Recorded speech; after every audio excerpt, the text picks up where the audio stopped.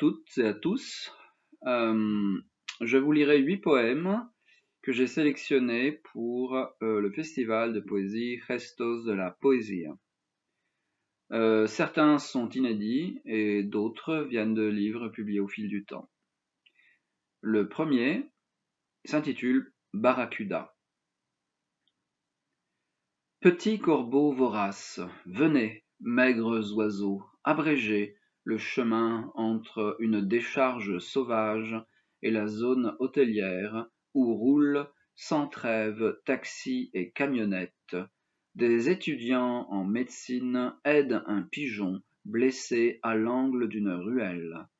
Un ivrogne allongé joue aux morts, tandis qu'un autre dort à moitié nu à l'arrière d'un fourgon. La Vierge de Guadeloupe envoie ses rayons dorés aux quatre coins de la place, et les désirs s'effacent. La soif étanchée par miracle annonce fin des achats, retour au centre, à l'œil ouvert par bonheur, et pour l'harmonie de l'être qui marche sans effort, les cinq sens agréablement vides et d'un coup imperméables, entre deux rangées de palmiers ou sous l'eau infestée de présences rendues inoffensives. Jusqu'à quand? S'inquiète déjà le plongeur. Qui sait? Répond Neptune, songeur. Le deuxième poème est toujours inédit et vient du cycle Barracuda et s'intitule Pas le moindre écart. Sur le sable foré par la pluie de la veille, on s'assoit et savoure la merveille. Tout se tient sans écart, chaque élément placé dans une sphère incommensurable. Encore un inédit du même cycle qui s'intitule Le dragon d'eau se mord la queue. Les joues bleutées de Javier sont celles d'un vieux dragon qui a consumé tout son feu à l'aide d'une eau brûlante et d'autres saloperies gazeuses dans des bouteilles de 2 litres qui se tiennent courbées comme des culs sur les étagères du pays. Voici leur seule politique, ruiner les cavités corporelles. Notre bien-aimé s'envole à nouveau vers une réparation coûteuse. Les boissons distillées pour la jeunesse ont corrodé les boulons d'une prothèse qui s'échappe aussi de sa cage. Suivie d'une pluie de pierres, la montagne du dragon s'érode. Ses chemins brisés se détachent et la bête légendaire dégringole au fond d'un puits d'attente et de calme sec. De rares gouttes lui rafraîchissent la tête, lui rappelant la baie de la Toussaint, coupe d'eau pure qu'il portait à ses lèvres dans le ciel d'une enfance californienne.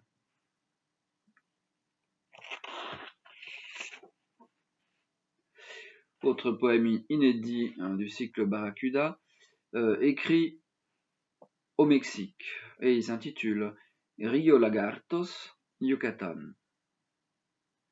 Se laisser couler et emporter par la vague, à la manière d'une branche ou d'un os émergé, exister en flottant par pur plaisir près du rivage, on atteint l'égalité, le sable nivelle tout avec son peigne doux, regarder l'aigle tournoyer dans le ciel nu, tandis qu'un homme brandit le trophée du jour, un poisson argenté qui rejette la mort et mélange son sang entre de violentes convulsions à celui du pêcheur incompétent.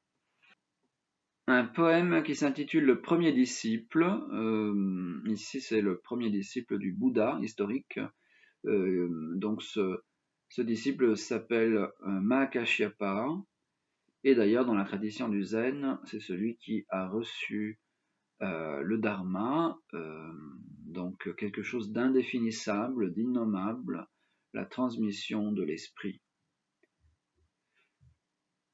Il n'acceptait pas d'être invité à déjeuner et mendier son repas tous les jours, puis retourner dans les montagnes, pas dans les villes ou les villages, blanchis et logés. Il ne cherchait pas de nouveaux vêtements et refusait ceux des autres.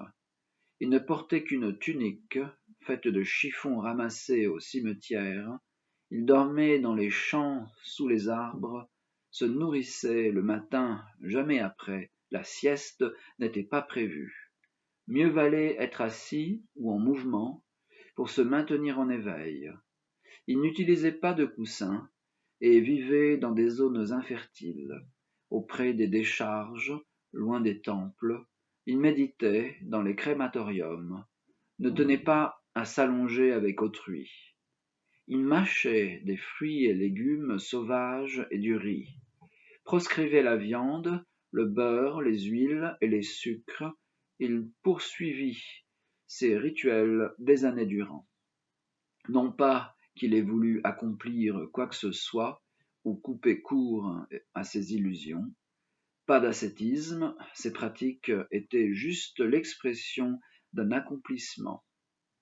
Au final, le Bouddha lui dit : « Tu es devenu vieux, tu dois ingérer la nourriture des autres moines. » Alors, il répondit à l'éveillé : « Si je ne t'avais pas rencontré sur terre, je serais devenu ascète et muet, j'aurais passé ma vie sur les rochers. Quelle chance d'avoir croisé ton chemin et compris ton enseignement. Je ne mourrai pas de sitôt, crois-moi, mais je ne mérite nullement leur nourriture. »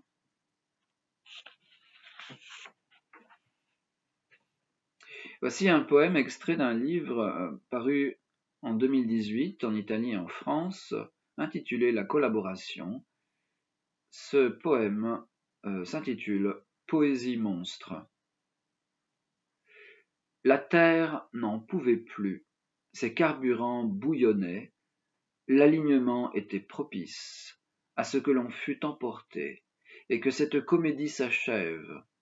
L'écorce planétaire éclata, comme une miche de pain enfournée, et de l'huile en sortit, que l'eau de la mer vint recouvrir. Alors, nous allâmes tous grimper la tour Eiffel, dont les pieds furent inondés, la machine productive à l'arrêt, les éditeurs ruinés par la poésie déferlante. Pour une fois, le New York Times avait raison. Trouver des causes à ce terrible effondrement. L'eau rejoindrait nos centrales. Mieux valait vivre dans le noir, en attendant la fin. Merci, chère communauté extractiviste, malhonnêtes industriels. Médicament en anglais est synonyme de drogue. Apprentis pharmaciens, prenez vos dernières pilules.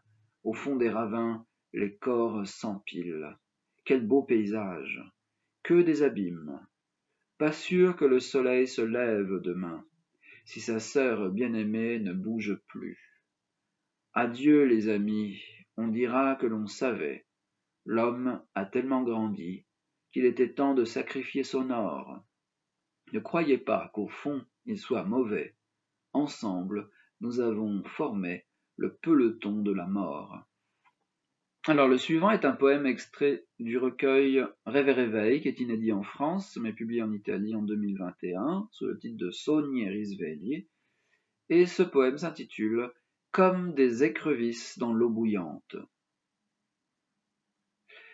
Depuis combien d'années cries-tu la nuit en simulant parfaitement l'arrêt du cœur, lequel ne te laisserait le moindre instant pour cogner la paroi, insulter ton cerveau, puis descendre dans l'eau de ta mémoire à la recherche du jour où tout cela a débuté. Souviens-toi du maître zen pleurant son ami, si bien qu'il est plus pauvre et seul aujourd'hui. Souviens-toi de l'image de ses mains figées, la bouche et les yeux tordus, mimant l'extrême, le point final de l'homme qui gesticule. Aussi charmant que ces bêtes promises à la cuisson, une fois dedans, elles ne peuvent y échapper. Et toi, vêtu de noir, assis parmi tant d'autres qui ne juraient que par l'impermanence.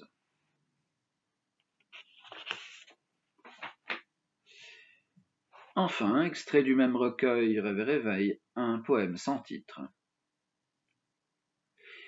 Lorsque j'ai appris que je n'étais rien, la poésie m'a quitté.